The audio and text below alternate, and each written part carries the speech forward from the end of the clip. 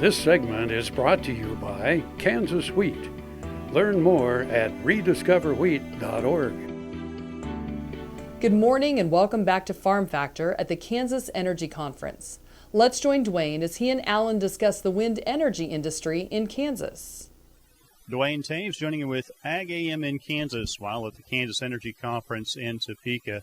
A chance to catch up with Alan Anderson with Polsinelli out of the Kansas City office. And Alan, your group obviously deals as a law firm with a lot of different issues around energy. Speaking specifically about wind projects, you've been involved with a number of those here in Kansas. Give us a little background on some of the issues from your perspective that not only landowners but the industry deals with in the wind industry. Right.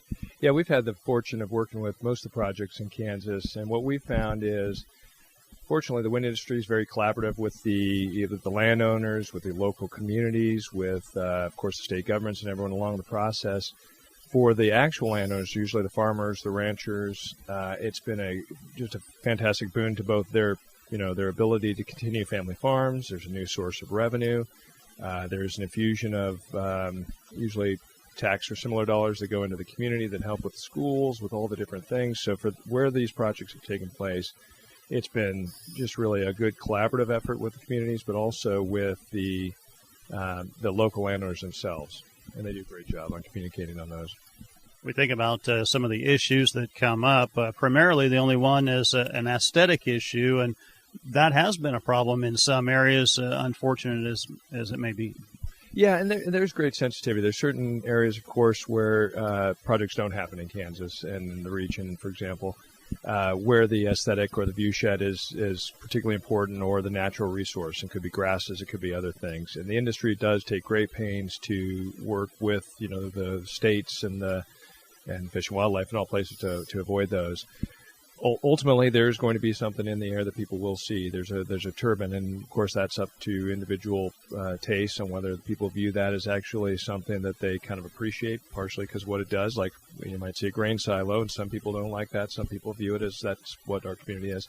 This is another kind of revenue stream, and it's another part of farming. In this case, it's wind farming. So generally, people have actually ended up being very pleased with it, and those kind of things. There's always going to be some that don't.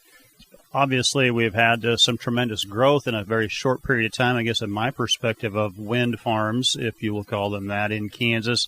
Where are we at currently? Are we at a kind of a steady pace of growth or a slowdown?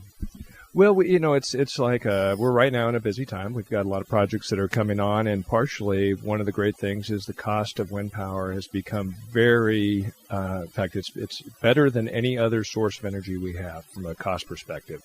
So we are now doing projects in Kansas, and particularly in Kansas, but around the country, based on purely they are the most economic source of energy. So we've had an uptick on activity that will continue for some period of time, which is great for tax dollars, the dollars revenue flowing to the state, and then ultimately it's a good thing for ratepayers and things, because this is you get 20-year power purchase agreements that we all get a benefit from, where that price will be static through the entire process, or with some very, very low increase that gives us some protection against what are likely to be, over that 20-year period, a higher rate of utility pricing going up.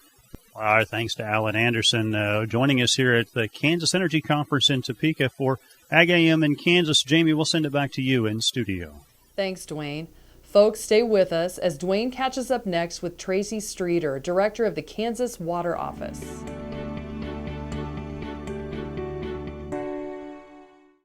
Next time you see a beautiful field of corn, reach out and thank the farmers who work tirelessly to raise corn for livestock feed, renewable fuels, and exports to feed a growing world population. The farmers on the Kansas Corn Commission work for Kansas Corn with grower-funded checkoff dollars that support foreign and domestic market development, research, promotion, and education to expand opportunities for Kansas farmers.